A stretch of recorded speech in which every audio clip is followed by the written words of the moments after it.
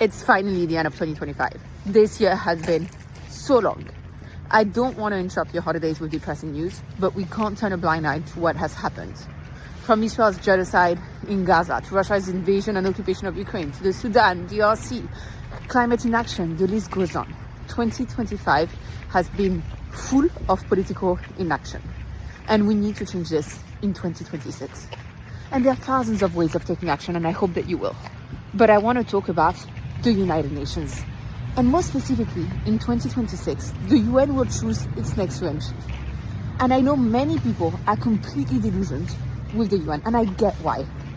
But the truth is, it still has the potential to take action on some of the biggest crises of our times, especially if led by someone who is not trying to appease the few superpowers that chooses them. That's why I'm running for the position in 2026. And look, I'm not doing it the traditional way. I'm not actually going to appease superpowers and seek to make them like me. On the contrary, I'm campaigning openly on a very progressive agenda. This means I have close to no chance of being selected. But what I can do is push solutions to the biggest crisis of our time into the United Nations. Challenge a system that is rigged, that is undemocratic, that is broken. And for this, I need you. Because in 2025, my team and I have done a lot.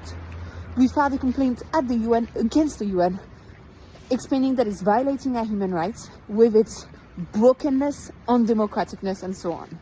We met with ambassadors. We met with politicians in order to seek actual strong actions on topics like Gaza by pushing for a protection force, for sanctions, for embargoes. We have organized massive freedom conferences. And this is more important than ever in 2026.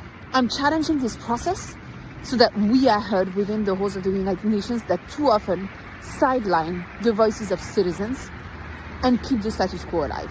So I hope that you'll join me. I hope that in 2026 you'll endorse my campaign that I'm putting in the caption.